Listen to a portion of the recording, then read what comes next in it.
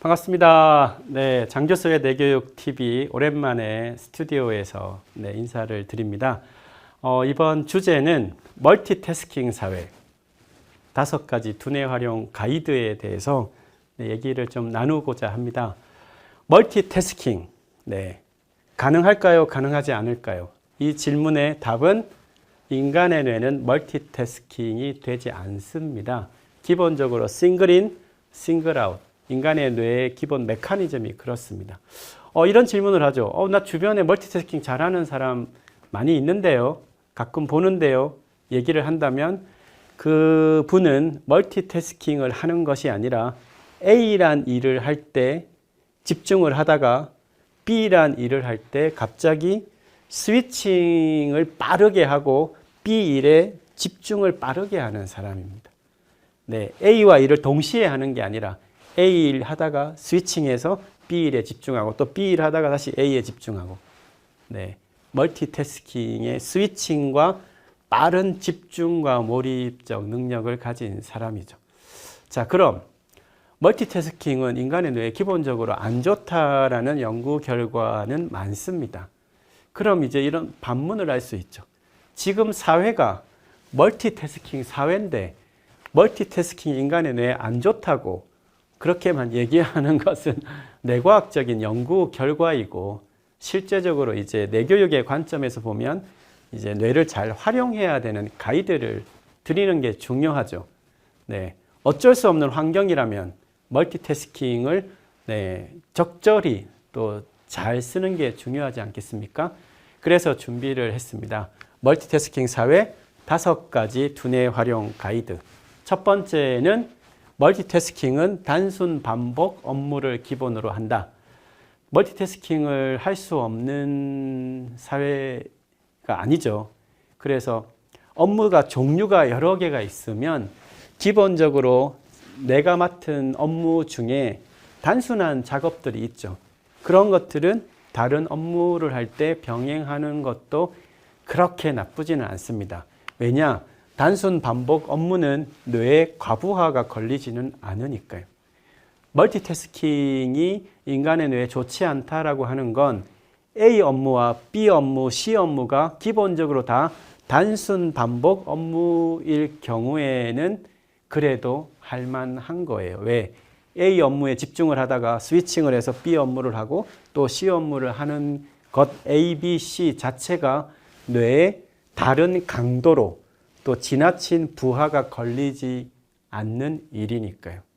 그래서 만약에 여러의 기본 업무 처리가 있다면 그것이 단순 반복 업무의 경우에는 함께 하는 것도 불필요할 경우에는 그렇게 하시라고 추천을 드립니다. 단순 반복 업무를 기본으로 멀티태스킹을 묶는 전략 첫 번째. 두 번째, 익숙한 업무의 경우에는 객관적으로는 단순 반복 업무가 아닌데 본인에게는 익숙한 업무일 경우가 있죠. 그것도 역시 필요할 경우에, 불가피할 경우에 얘기 드리는 겁니다. 불가피할 경우에 멀티태스킹 영역에 포함시킨다. 두 번째 두뇌 활용 가이드입니다. 왜냐하면 익숙한 업무라는 건 개개인의 편차가 있죠.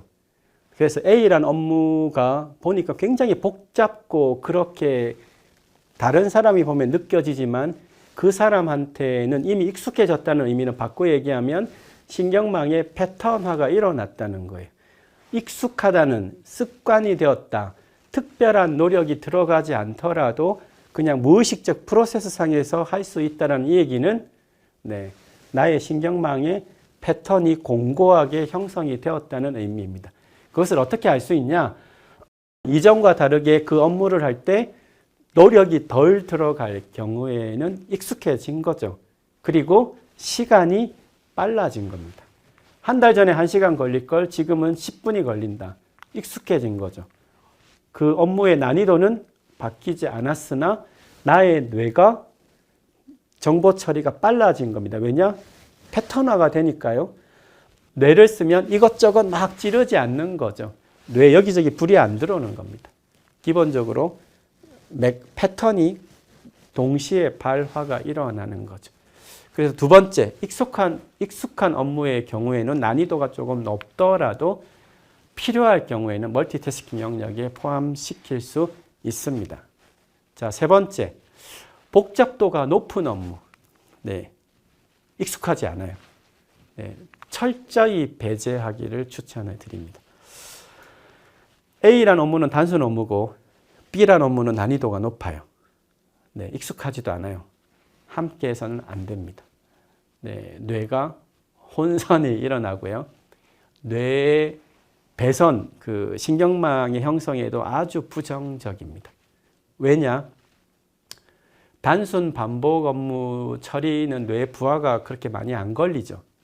그런데 복잡도가 높은 업무의 경우에는 왜 낯서냐, 왜 많은 에너지를 필요로 하냐면 뇌에 길이 별로 안 나 있는 거예요.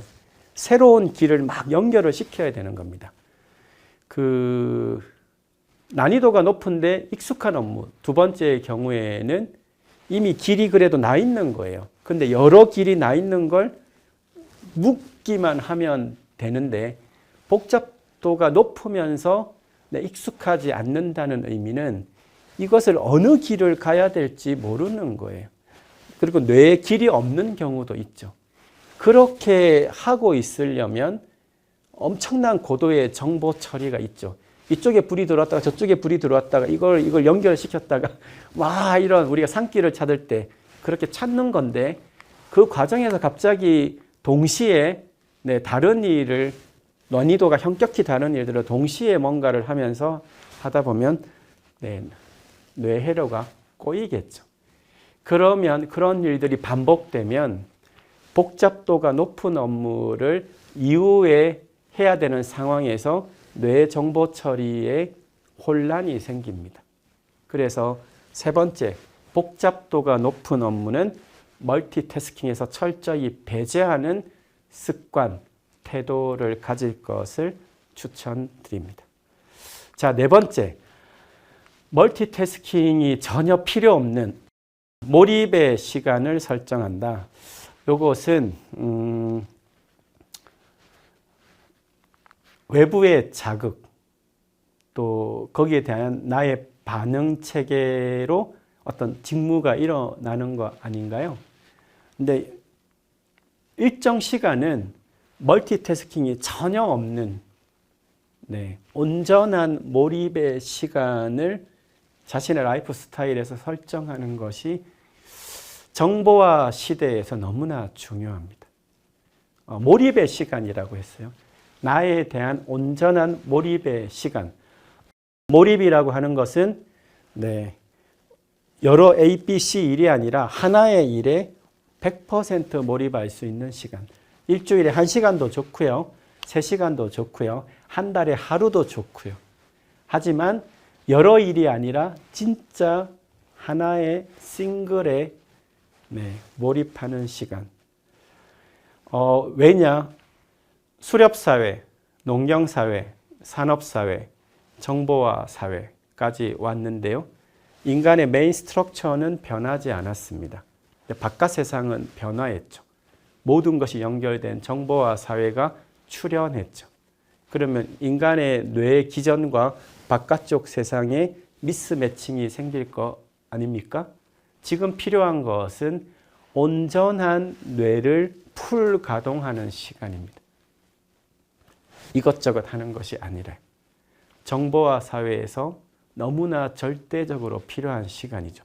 특히 그 직책이 올라가거나 직무의 종류가 많아지거나 그런 것을 어떤 리더의 자리에 있어 올라가면 갈수록 그런 분들이라면 반드시 이 시간을 가져야 됩니다. 일이 너무 많고 다양한데 또 어떻게 갔습니까? 그럼에도 불구하고 그 다양한 업무와 일을 제대로 더 하려면 온전한 자신만의 몰입의 시간을 갖는 것. 하루에 1시간, 2시간 꼭 추천을 드립니다. 자, 마지막. 외부의 자극이 전혀 없는 내면에 향한 시간. 앞에 거 아닙니까? 앞에 거는 온전한 몰입의 시간이었어요. 어떤 일을 하는 몰입의 시간이고 이 다섯 번째는 아무것도 하지 않는 나를 그냥 나의 내면과의 대화 시간을 의미합니다. 일하는 게 아니에요. 네. 우리가 뇌파를 측정하면 자발 뇌파라고 있습니다. 외부에 자극을 주지 않고 가만히 눈을 감고 한 3분, 5분을 있을 때 나타나는 뇌파를 의미하는데요. 인간에게 있어서 외부에 아무리 자극이 없더라도 인간의 뇌는 작동을 합니다. 그때 작동을 하는 뇌 기전이 있죠. 그래서 인간의 어떤 고유의 기제, 네, 외부의 자극, 정보의 입력이 없는 상태에서 인간의 저 무의식의 기제에서 네, 피어나는 그 시간, 그 시간의 향연, 네, 뭐 산책도 좋고요. 근데 조금 길게 온전히 나를 향한 나와의 대화의 시간. 일하는 시간 아니죠? 일하는 몰입이 아니라 내면을 향한 시간. 네. 그래서 오늘 멀티태스킹 사회, 어쩔 수 없이 직면하려면 네, 5가지 두뇌 활용 가이드 드렸습니다. 마지막 5번째, 4번째가 가장 중요한 추천입니다. 외부에 자극이 전혀 없는 내면의 시간, 그리고 온전한 몰입의 시간 갖기를 추천드립니다. 장 교수의 뇌교육 TV 이번 주제는 멀티태스킹을 위한 5가지 두뇌 활용 가이드였습니다. 감사합니다.